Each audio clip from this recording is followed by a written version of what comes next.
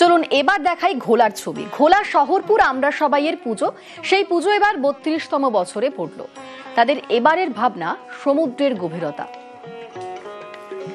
আমাদের সঙ্গে সেখান থেকে সরাসরি রয়েছেন প্রতিনিধি সুবীর। সুবীর, এই ভাবনা কিভাবে ফুটিয়ে তোলা হয়েছে এবং সব মিলিয়ে কেমন চলছে সেখানের কালী পুজো? দেখো, ঘোলা শহরপুর আমরা সবাইয়ের ৩২তম বর্ষ এবং তাদের এবারের ভাবনা সমুদ্রের গভীরতা, এবং একদম দেখলে বোঝাই যাবে না যে আমরা ইতিমধ্যে কিন্তু সমুদ্রের একদম গভীরে রয়েছি। সমুদ্রের গভীরে যেরকম সামুদ্রিক প্রাণী, মাছ থেকে শুরু করে যে সমস্ত অন্যান্য যে সামুদ্রিক প্রাণী থাকে, একদম সেভাবেই কিন্তু গোটা মণ্ডপ কিন্তু ফুটিয়ে তোলা হয়েছে। এবং সমুদ্রের গভীরে এই যে মা, অর্থাৎ এই যে প্রতিমা, সে প্রতিমাকে কিন্তু একটা সামঞ্জস্য রেখে কিন্তু এই গোটা মণ্ডপ তৈরি করা হয়েছে। এবং দেখো, তোমাকে দেখাবো যে বহু মানুষ কালী পুজোর দিন দুপুরবেলা বহু মানুষ কিন্তু তারা এখানে ভিড় জমিয়েছেন, এবং এই যে মণ্ডপ থেকে শুরু করে যারা প্রতিমা দেখতে আসছেন এবং তারা কিন্তু এসে সেলফি তুলছেন মোবাইলে।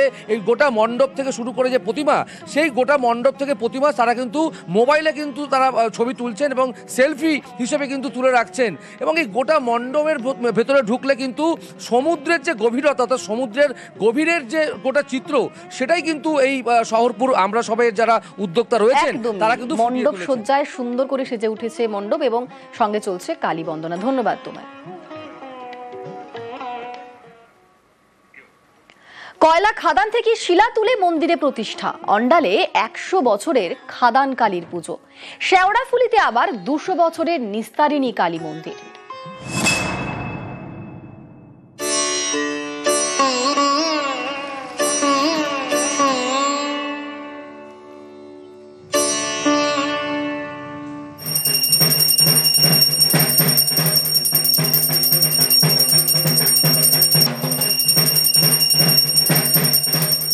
পশ্চিম বর্ধমানের অন্ডাল, এখানে রয়েছে পলাশবন বাবুইশোল কলোনি।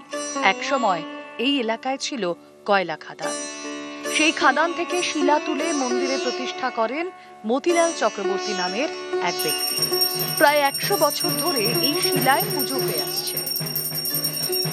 মায়ের একটা বিশেষ এখানে আছে, কেউ যদি মা কোনো মনোবাসনা পূর্ণ মানত করেন, ১ মাসের মধ্যে মা তার মনোবাসনা পূরণ করে। আর কালী পুজোতে তো এই রাজ্য ছাড়াও ঝাড়খণ্ড, বিহার, উড়িষ্যা থেকে প্রচুর লোক সেখানে জনসমাগম হয়, এবং অষ্টমীতে প্রচুর লোক খাওয়ানো হয়।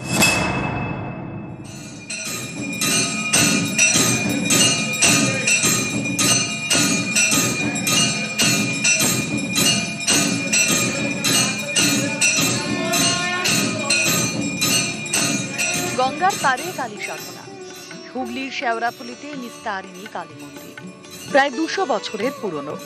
বর্ধমানের পাটুলির রাজা হরিশ্চন্দ্র রায়ের প্রতিষ্ঠিত। এখানে মাতৃ প্রতিমা পূজিত শিবপত্নী দক্ষিণা কালিকা রূপে। রাজা ৩ পত্নীর মধ্যে অহরহ কলহ হতো। রাজা রাগের বসে তার বড় রানীকে হত্যা করে বসেন। এই হত্যা করার পরে রাজার মধ্যে পাপ জন্মায়।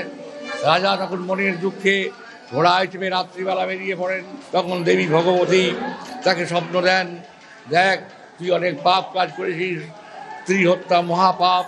এই পাপ থেকে মুক্তি হলে তুই শেওড়াফুলি গঙ্গার তীরে আমাকে প্রতিষ্ঠা করবি।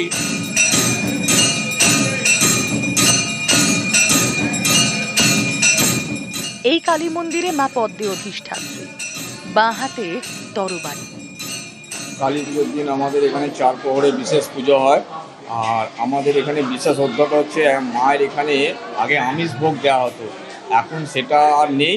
এখন তার বদলে এখানে মাকে ছোলাটাকে আমিষ হিসেবে আমরা এখানে মাকে ভোগ নিবেদন করি।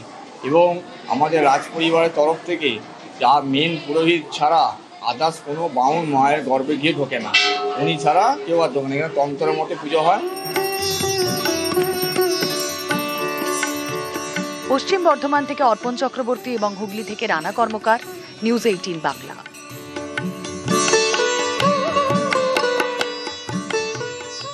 দুর্গাপুরে কালী বন্দনা, বারোয়ারি পুজোয় থিমের টকর, নজর কাড়া প্রতিমা, চোখ ধাঁধানো মণ্ডপ, আলোর রোশনাইয়ে জমজমাট দুর্গাপুর।